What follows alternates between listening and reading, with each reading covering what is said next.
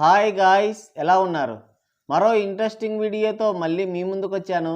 ఈ వీడియో చివరి వరకు చూసి నచ్చితే ఒక లైక్ వేసుకోండి. ఓకే, ఇక వీడియో స్టార్ట్ చేద్దాం. విన్న మాట కంటే చెప్పుడు మాటలు చెడ్డవి అని అంటున్నారు మన ట్రేడ్ పండితులు. విషయం ఏంటంటే, హిందూ సనాతన గ్రంథాలపైన ఈ సినిమా వాళ్ళకి కొంచెం కూడా అవగాహన ఉండదు. ఎంతసేపు డబ్బు యావే. వాళ్ళ కమర్షియల్ ఎలిమెంట్స్ కోసం పురాణాలని వక్రీకరించి రాక్షసులు మంచివాళ్ళని, దేవుళ్ళే పనికిరారన్నట్టు చూపిస్తుంటారు. పౌరాణిక పాత్రల్లో ఒదిగిపోయావన్నందుకు ఇక నా అంతటోడు లేడు, నేనే పెద్ద పోటుగాన్ని అని ఆయన ప్రతాపం అంతా చూపించడానికి తన పైత్యం అంతా రంగరించి చరిత్రని వక్రీకరించి తీశాడు విశ్వవక్రక నట సార్వభౌమ ఎన్టీ రామారావు గారు. ఆయన తగిలించిన దరిద్రమే ఇదంతా. చరిత్రని తప్పుదోవ పట్టించడంలో రాటు వెళ్ళిపోయాడు. అప్పుడే రాళ్లతో మింగుంటే ఇంకెవరు అలాంటి సాహసాలు చేసుండేవాళ్ళు కాదు. ఆయన కృష్ణుడి వేషం వేస్తే కృష్ణుడు గొప్ప, రావణుడి వేషం వేస్తే రావణుడు గొప్ప, దుర్యోధనుడైతే దుర్యోధనుడు గొప్ప, కర్ణుడి వేషం వేస్తే కర్ణుడే గొప్ప. అంతే, పురాణాలతో సంబంధం లేదు.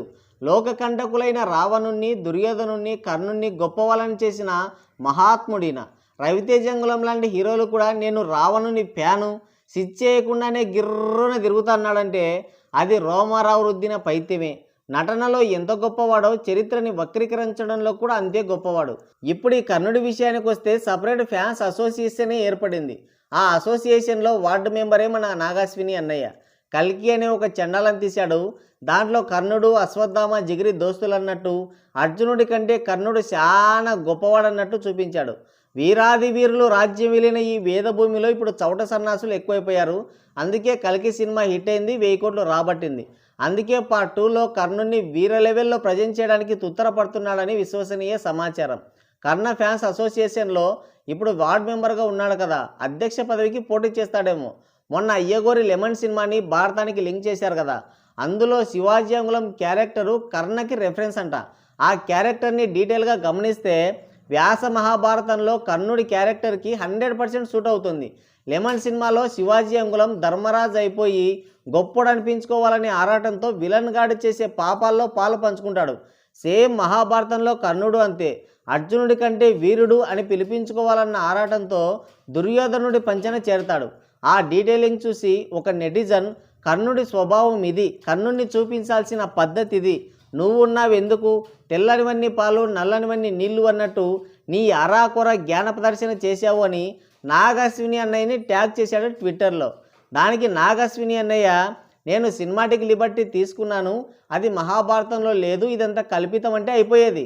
కానీ ఎద్దు తంతుందని భయపడి గుర్రం చాటున దాక్కున్నట్టు ఇంకో తుప్పాస్ ఆన్సర్ ఇచ్చాడు.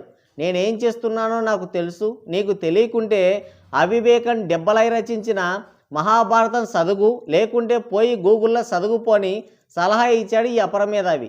వ్యాస మహాభారతంలో ఇలా లేదంటే గూగుల్ చూడ అంటావేంట్రా నీచుడా, మహాభారతాన్ని వ్యాస మహర్షి గూగుల్ ఏమన్నా రాశాడా అని నెటిజన్స్ 4 వేసుకునేసరికి ట్విట్టర్ అకౌంట్ని ఆఫ్ చేసుకొని మూసుకున్నాడు. వ్యాసుని కంటే ఈడికి ఆడికి ఎక్కువ తెలిసినట్టు బిల్డప్ ఇస్తున్నారు. గట్టిగా మాట్లాడితే కృష్ణుడి కన్నా కర్ణుడే గొప్పవాడనేలా ఉన్నాడు. గూగుల్లో చూడమంటున్నాడు. ఏఐ అనేది మనం ఏమడిగితే దానికి ఆన్సర్ చేస్తుంది. కర్ణుడిని కృష్ణుడు పొగిడాడా అంటే అవుననే చూపిస్తుంది, అర్జునుడిని తిట్టాడా అంటే తిట్టాడనే చూపిస్తుంది. అంత మాత్రాన కర్ణుడు గొప్పడైపోతాడా? ఆడెవడో ట్రాన్స్లేట్ చేసిన దాన్ని పట్టుకొని ఊగులాడడం కాదు, ఒరిజినల్ వ్యాస మహాభారతం తెరిచి గంధర్వ యుద్ధం, విరాట యుద్ధం చదివితే అర్థమవుతుంది ఈ వివేక దెబ్బరాయి ఎరుపువా లేదంటే నువ్వు ఎరుపువా అనేది. అసలు ఎవడో మన హిస్టరీని మైథాలజీ అని పేరు పెట్టి ట్రాన్స్లేట్ చేశాడో వాడి పుస్తకాన్ని రెఫరెన్స్గా చూపించడంతోనే నాగాశ్విని అన్నయ్య జ్ఞానం బయటపడింది. ఆడెవడో అనువదించింది సిదగకుంటే మంచి సంస్కృత శ్లోకాలతో, చక్కటి అర్థవంతమైన తెలుగు పదాలతో ఒరిజినల్ వ్యాస మహాభారతం అందుబాటులో ఉంది, చదవచ్చు కదా. సరే, అది తీసుకున్నా కూడా అంతిమంగా అర్జునుడే గొప్పవాడనే ఉంటుంది. నువ్వే సరిగ్గా సిదుగు. ద్రోణ పర్వంలో కర్ణుడు ఘటోత్కచుని చంపేసిన తర్వాత కర్ణుడి యొక్క శక్తి సామర్థ్యాల గురించి చెప్తాడు కృష్ణుడు. అతని దగ్గరున్న విజయధనస్సు ఘటోత్కచుని మీద ప్రయోగించిన శక్తి అస్త్రం గురించి చెప్పి కర్ణుడు సామాన్యమైన వీరుడు కాదు అని చెప్తాడు. అలా అయితే కర్ణుడి కంటే శల్యుడు గొప్పవాడని కూడా చెప్పాడు. అంతెందుకు, ద్రోణాచార్యుడు, భీష్మాచార్యుని గురించి కూడా అలాంటి ఎలివేషన్లే ఇచ్చాడు. ఆ మాటకు వస్తే కర్ణుడి కన్నా భీష్ముడు, ద్రోణుడు, శల్యుడు 1000 టైమ్స్ గొప్ప వీరులు. వీళ్ళు గనక పాండవుల వైపు ఉండుంటే కర్ణుడిని మొదటి రోజే కవచకుండలాలతో సహా లేపేసేవాళ్ళు. కర్ణుడు గొప్ప వీరుడు అని చెప్పడం వీరత్వానికి గుర్తు. ఒక వీరుడు ఇంకో వీరుడు గురించి అలాగే చెప్తాడు. అలా కాకుండా నేను గొప్ప నువ్వే గొప్ప అని తొడలు వాచిపోయేలా కొట్టుకోరు. కర్ణుడు వీరుడే, కానీ అర్జునుడి కంటే కాదు. అసలు ఆ మాటకొస్తే అర్జునుడితో కర్ణుడిని పోల్చడమే తప్పు. కౌరవ సేనలో ఎక్కువ యుద్ధాలు చేసింది కర్ణుడే, ఎక్కువ యుద్ధాల్లో ఓడిపోయి పారిపోయింది కూడా కర్ణుడే. ద్వైతవనంలో గంధర్వరాజు చిత్రసేనుడిని గెలుపుకుంటాడు దుర్యోధనుడు.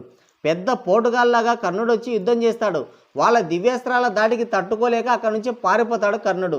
లాస్ట్కి దుర్యోధనుడితో సహా ఇతర కౌరవ యువరాజుల్ని కూడా బంధిస్తాడు చిత్రసేనుడు. అప్పుడు అర్జునుడు భీముడు వచ్చి వాళ్ళతో యుద్ధం చేసి దుర్యోధనుడిని వారి పరివారాన్ని విడిపిస్తారు.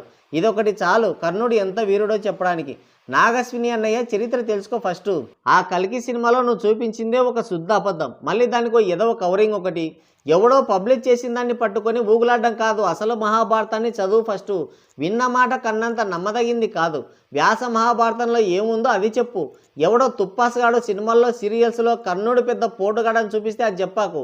మహాభారతంలో ఆ సినిమాలోది ఒక్క ముక్క కూడా ఉండదు. నా రథం 2 అడుగులు వెనక్కి వెళ్ళింది, కర్ణుడు కొడితే భూమి వెనక్కి వెళ్ళింది, ఇలాంటి లత్కో డైలాగులకి ఆన్సర్ చెప్పు. తీసిందే లవడాలో సినిమా, మళ్ళీ ఏదో పెద్ద మహాభారత రచయితలాగా బిల్డప్ ఇస్తున్నాడు. ట్విట్టర్ ఆఫ్ చేసుకున్నట్టే ఈ వక్రీకరణ కూడా ఇక్కడితో ఆపేయి, లేకుంటే నీకు దూల తీరుద్ది అని వార్నింగ్ ఇస్తున్నారు మన ట్రేడ్ పండితులు. మరి మీరేమనుకుంటున్నారు కింద కామెంట్ చేయండి. సో గైస్, ఇది వీడియో. మరో ఇంట్రెస్టింగ్ వీడియోతో మళ్ళీ కలుద్దాం. Thank you, take care, bye bye.